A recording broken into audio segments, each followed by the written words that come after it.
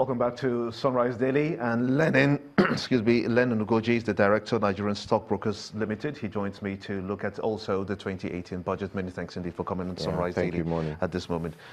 Where we just left off from was at the point of x-raying the sectoral performance of the various sectors in the 2018 budget. And what comes to mind easily is the power sector, power, works and housing, having this much. What do you make of this sector, especially because the core of it touches just about everyone? Yeah, it's a very critical sector that has to do with practically everything. And apart from that, it's the sector that seems to be most important in terms of delivering the kind of impact that the citizenry would want to feel. So, for instance, you're talking about power. Power is what is required to, for instance, power the small businesses that we say we want to, promote, or is it housing? For instance, things like the Land Use Act. These are policies that affect wealth creation. So these are things that are going to have to be tackled. If wealth wants to be created, then the guy in Jigawa who has a family land should be able to go to a bank and raise money to start a business based on that. But those are the challenges that we have, today. And for me, I think what I would like to see is more ingenuity in the budgeting process, whereby critical infrastructural sectors like that can be, partnered with the private sector in terms of raising capital. I mean, the developed world is awash with cheap capital. Money is at its cheapest in the history of man, as at today, right? So this money wants to be deployed. What the government has to do is create the kind of policies that would attract this capital, right? And so we don't have to budget these amounts. We can use these things for other things, because Nigeria is suffering from basic issues. For instance, basic education, health. These are things that even keep us in tandem with the rest of the world. So I think that's what I would like to see. That's the kind of change that I think would really be a paradigm shift. In your expectation, do you think that this 2018, or shall I say from this administration, the budgeting system, do you think is sustainable?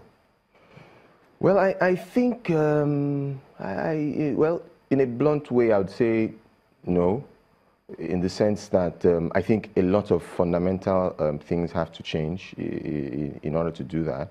But in fairness to the government, these are critical times that maybe in a recession and just coming out of one, it may not be an auspicious time to radically change certain things.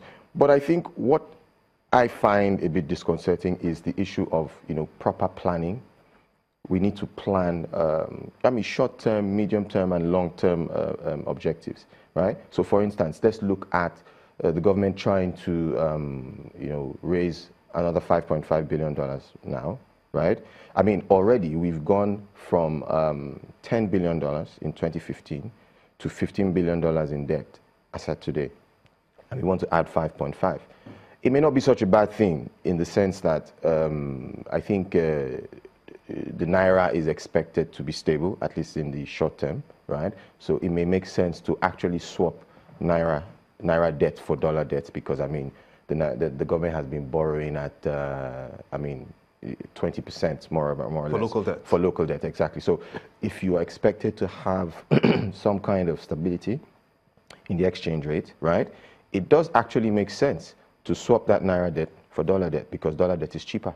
And if you're going to have stability, then you actually have a reduction in your interest expense, which I think is what the finance minister has been trying to, send out.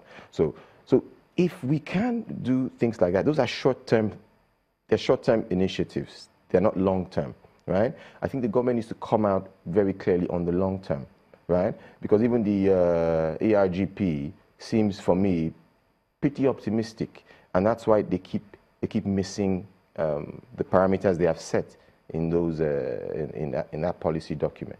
Is this an optimistic budget?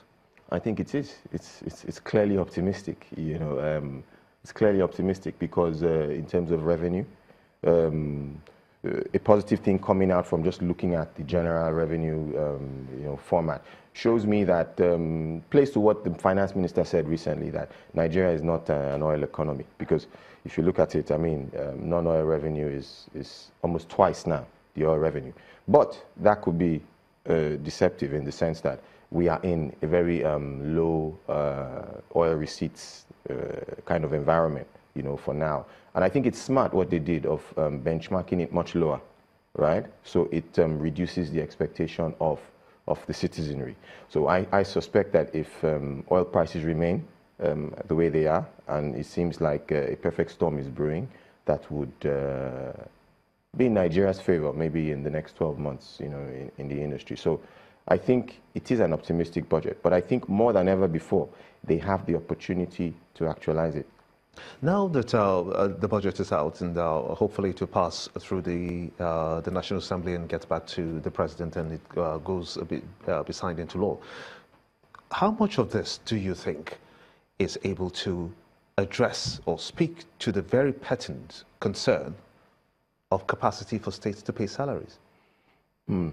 Well, when you talk about capacity, we should be talking about will I say, the fundamental capacity of each state on its own. I think the only way we can analyze that will be through analyzing each state's internally generated revenue. I think that is where you can properly talk about states that can pay salaries or not. Because why I say so is that if oil price, for instance, gets to $65, $70 a barrel, for instance, the capacity of the federal government to share more money to the states based on the Constitution would increase. So this would enable most of those states to pay salaries. But how do you really know the sustainability of that state paying salaries? It's from its internally generated revenue, because if oil goes down to $20, and the allocation to the states reduces drastically, can that state pay? I think we will have the same situation that we have now. I think the biggest issue is that Nigerians should hold those states accountable. We received, in as much as, yes, we received record high oil price receipts in the last 5 years, right?